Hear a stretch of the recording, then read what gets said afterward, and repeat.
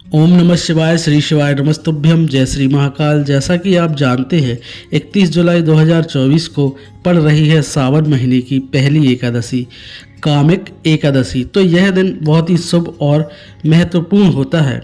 इस दिन के लिए गुरुजी के द्वारा 3 उपाय बताए गए हैं और आखिरी वाला उपाय तो बहुत विशेष है। ठीक है, तो यदि आप इस दिन बुधवार 31 जुलाई 2024 को पड़ने वाली सावन की कामिक एकादशी को यह आसान और अचूक उपायों को कर लेते हैं तो आपके जीवन से धन संबंधी समस्या का समाधान हो जाता है और घर में सुख समृद्धि का वास होता है। घर की आर्थिक समस्या हो जाती है दूर। साथ ही आपके घर में नकारात्मक ऊर्जा होती है तो वह भी हो जाती है दूर और होती है माँ लक्ष्मी की कृपा। यदि आप पर धन की कोई कमी है, धन नहीं आता है और आपके पास धन रुकता नहीं है, आप मेहनत बहुत करते हैं लेकिन उतना पैसा आपको मिलता नहीं है जितना कि आपको मिलना चाहिए, तो आपको यह उपाय अवश्य ही कर लेना चाहिए। 31 जुलाई 2024 के दिन कामिक एकादशी को तो चलिए जान लेते हैं उपाय। लेकिन आप सभी से एक रिक्वेस्ट है कि इस वीडियो को आप पूरा अंत तक देखिए और यदि आप हमारे चैनल पर नए हैं तो कृपया चैनल को सब्सक्राइब कर लें और आपको ये वीडियो यदि पसंद आता है तो कृपया एक छोटा सा लाइक भी कर दें। तो चलिए शुरू करते हैं। उपाय। एकादशी के दिन भगवान विष्णु की उपासना की जाती है, यह तो आप जानते ही हैं। और भगवान विष्णु को तुलसी अति प्रिय होती है। माना जाता है कि एकादशी के दिन कुछ खास उपाय किए जाते हैं तुलसी से जुड़े हुए, जिनमें एक उपाय तुलसी पूजा का भी होता है। और एकादशी के दिन तुलसी जी का पूजन बहुत ही शुभ माना जाता है। तुलसी जी को माता लक्ष्मी का ही स्वरूप माना जाता है। तो आइए जान लेते हैं कि कामिक एकादशी के दिन आपको तुलसी जी से जुड़ा कौन सा कार्य या उपाय करना है जिससे माता लक्ष्मी धन दौलत का वरदान आपको दे। कामिक एकादशी पर आपको लाल कलावा और पीला कलावा दोनों ही लेने हैं और माता तुलसी का पूजन करना है। जैसा आप हमेशा या रोज ही करते हैं वैसा ही पूजन करना है आपको। और फिर एक दीपक प्रज्वलित करना है। दीपक को सीधे ज़मीन पर न रखें। पहले तुलसी जी के पास जहां आप दीपक लगा रहे हैं वहां पर थोड़े से चावल के दाने बिछा दें और फिर उस पर दीपक को लगाएं।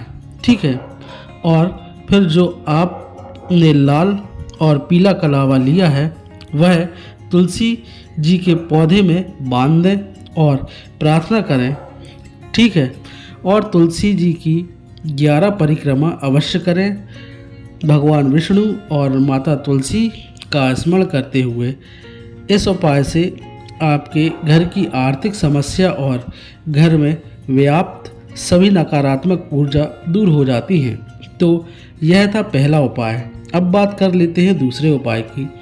कामिक एकादशी के दिन आपको तुलसी जी की मंजरी वाला उपाय भी करना चाहिए।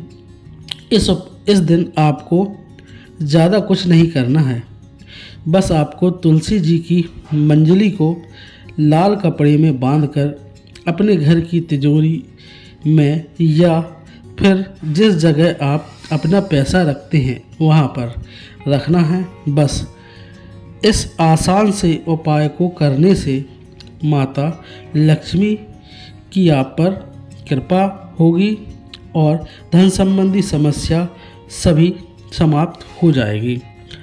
ठीक है, और इस उपाय को आप सुबह या शाम किसी भी समय कर सकते हो। तो अब बात कर लेते हैं अंतिम और तीसरे खास महत्वपूर्ण उपाय के बारे में। तो बिना देरी किए हुए उपाय करने के लिए आपको तुलसी जी की सूखी लकड़ी की आवश्यकता पड़ेगी। ठीक है, तुलसी के पौधे की सूखी लकड़ी की आवश्यकता। तो आपको तुलसी जी की सूखी लकड़ी लेना है और आपके पास तुलसी जी कि पुरानी कोई लकड़ी हो तो उसे आप ले सकते हैं। और आपके घर में तुलसी जी हैं जो सूखी हैं तो आप उसकी लकड़ी तोड़कर इस्तेमाल कर सकते हैं, ठीक है। लेकिन आपको ध्यान यह रखना है कि सूर्यास्त से पहले ही आपको तुलसी जी की लकड़ी तोड़ लेना है। और यह लकड़ी आपको एकादशी के दिन नहीं बल्कि एक दिन पहले ही तोड़ लेना है, ठीक है। तो इस उपाय के लिए आपको एक दीपक लेना है। कोई भी दीपक ले सकते हैं आप, मिट्टी का या आटे का, कोई भी दीपक, ठीक है।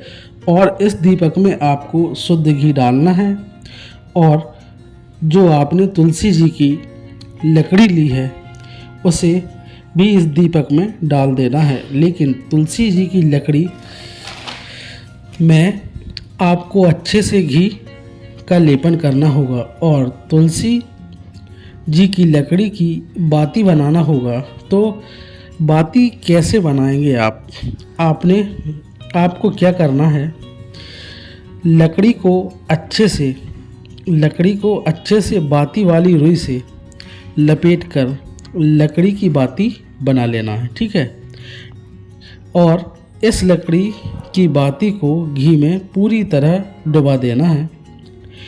अब इस दीपक को आपको भगवान विष्णु या उनके द्वारा लिए गए किसी भी अवतार जैसे राम, कृष्ण आदि के तस्वीर या प्रतिमा के समक्ष इस दीपक को या फिर तुलसी जी के समक्ष इस दीपक को आपको प्रज्वलित कर देना है।